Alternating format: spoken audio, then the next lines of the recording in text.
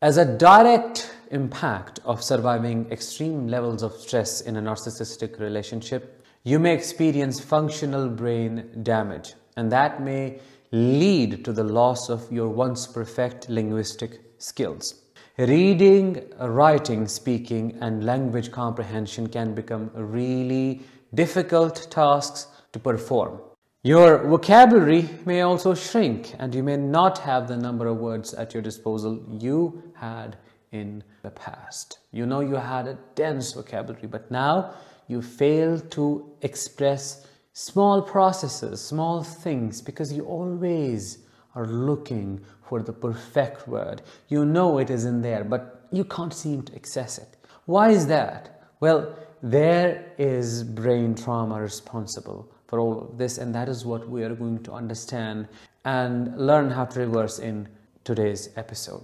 Hi, I am Danish, a narcissistic abuse recovery professional. In today's episode, we are going to talk about how narcissistic abuse gives you linguistic trauma, how it destroys your vocabulary, your reading, writing, and comprehension skills. If that sounds interesting, please make sure to subscribe before we begin, because as I always say, your subscription to the channel helps spread awareness about narcissistic abuse.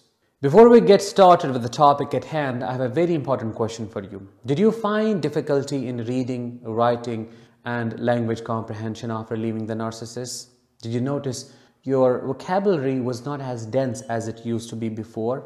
If yes, drop all the answers in the comments below and help other survivors feel validated. Your experiences also add more insight to my knowledge. So thank you so much in advance.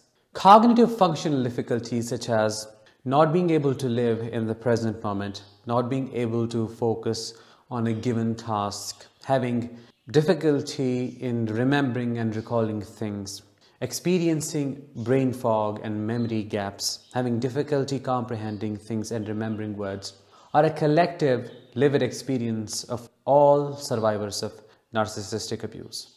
But these are just the symptoms of a bigger problem. The bigger problem called functional brain damage, which every survivor of this chronic abuse and chronic stress faces and experiences. What do we mean by brain damage in this context? Because brain damage is a big term to use, and it can mean many things. Its literal definition is damage to the brain, and people think about physical damage whenever they hear brain damage. The surprising thing is, it's not the physical damage that happens to our brain, even though our brain changes itself anatomically. The narcissist never hits you on the head. In most cases, that never happens. So the physical damage is not what you experience. You experience functional brain damage. Well, what does that mean? That simply means your brain stops functioning the way it normally should and starts functioning for one purpose. And can you guess what that is? To keep you alive, to survive. This functional brain damage has many aspects, and I have covered them in earlier videos. For example, the inflammation of your amygdala, the shrinkage of your hippocampus and your prefrontal cortex, and so on. Today, we are going to talk about a special area in your prefrontal cortex or frontal lobe called Broca's area. It is located in the left cerebral hemisphere. You don't need to remember any of this, but just for you to know that this area is responsible for speech regulation and your linguistic skills. Broca's area, located in our frontal lobe, is mainly responsible for language production, but its role is still unclear. Researchers say that it has a direct connection with the production of speech, its syntax, grammar, and the muscle movements of our tongue and mouth in combination to produce speech. But they just do not know what it does fully. What is really important for us to understand that with the frontal lobe changing, as I mentioned, prefrontal cortex area, which is this area, every other part of the brain changes as well to adapt. What do I mean by adaptation? The amygdala, for example, shows inflammation because it has to heighten the sensitivity towards threat perception. It has to know and quickly respond to your environment. It has to scan it for a possible danger. So what does the body do? It gives more preference to that area, shows more functioning there, and other parts where thinking, rationalizing, decision making, all the other stuff happens that needs time and that you can do when feeling safe are suppressed. It's possible that with the anatomical changes in your frontal lobe, in your prefrontal cortex, this Broca's area also changes with the continued exposure to chronic stress.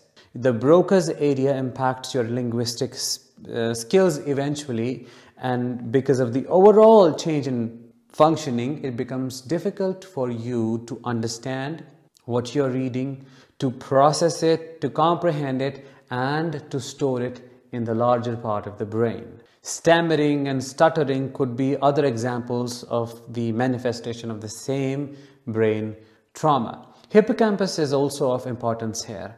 That is the part which is responsible for memory, storage, and consolidation, meaning when you learn procedures, things, words, and so on, they get consolidated there, and your hippocampus processes them, sends them into the long-term memory from short-term memory, and they become a part of your personality, which is how you become capable of accessing the prior learned knowledge at any time. With the shrinkage of hippocampus as well, memory consolidation and retrieval become really difficult, and that leads to brain fog, not remembering things, not recalling events, difficulty thinking, and you know what I'm talking about. All of this is to say, narcissistic abuse is an unforgivable sin in my eyes, because the narcissist doesn't damage you financially, physically, and emotionally only.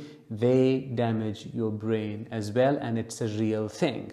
For these reasons, it's extremely important for you and for those who support you to give you enough time, space, and healing resources to recover from this kind of life-altering trauma. Neuroplasticity is a phenomenon by which our brain changes, creates new neural pathways, and basically heals. And that is what I believe in as well. No matter what your age, your brain can heal. Because I know your question would be, how do I reverse the brain damage? And the answer that I'm going to give you is a little bit surprising, because you do nothing with the brain. Brain will heal as by the secondary impact of what you will do with the body. You have to work with the body. What do you do with the body?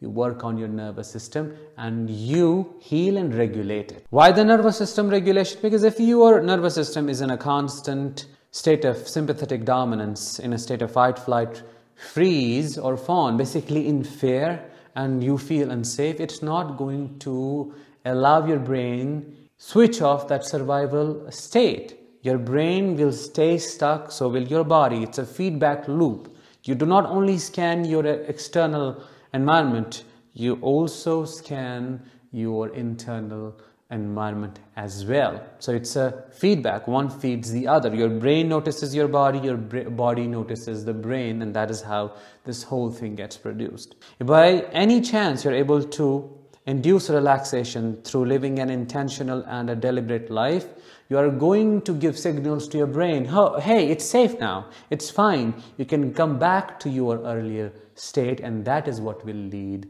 to healing.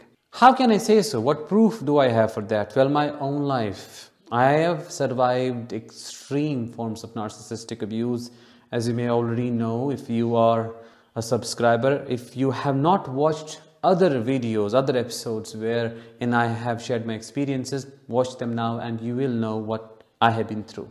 So I struggled with this brain damage for a long time. It showed up as brain fog, memory issues, and now all the other stuff that I described earlier. It's through working with my nervous system, I truly experienced a change here. And that change manifested itself with improved focus, accuracy, improved learning, improved recall, and less pressure in here in a general way. All of this reminds me of the day I saw one of my first clients, and she said to me, "It's extremely difficult for me to pick up a book and read a page when I am a scholar.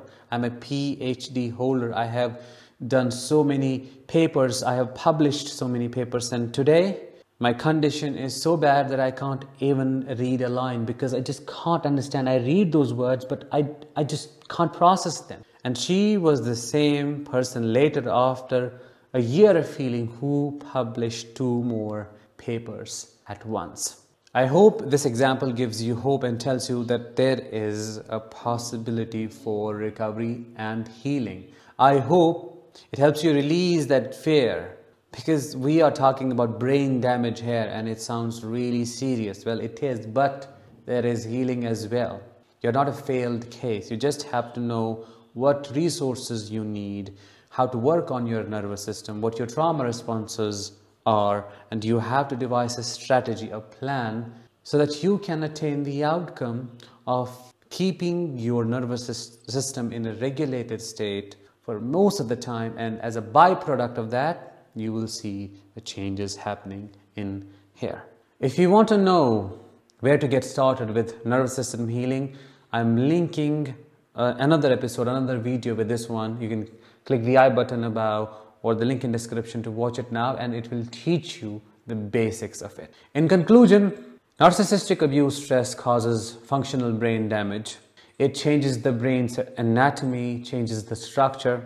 There is amygdala inflammation, there is hippocampus shrinkage, frontal lobe also changes, so does the Broca's area, which is responsible for language production, syntax, speech, muscular movement of our tongue and other muscles that produce speech, and so on. It's because of the overall change in the brain that area can also change, which may produce difficulty in language comprehension, reading, writing, and speaking. If you are struggling with any of this, there is hope for you, because there is neuroplasticity. You have to work on your nervous system, and as a byproduct of that, you will heal your brain. With that, let's bring this episode to an end. Thank you so much for tuning in today. I'll talk with you in the next one. Until then, as always, let the healing begin and continue.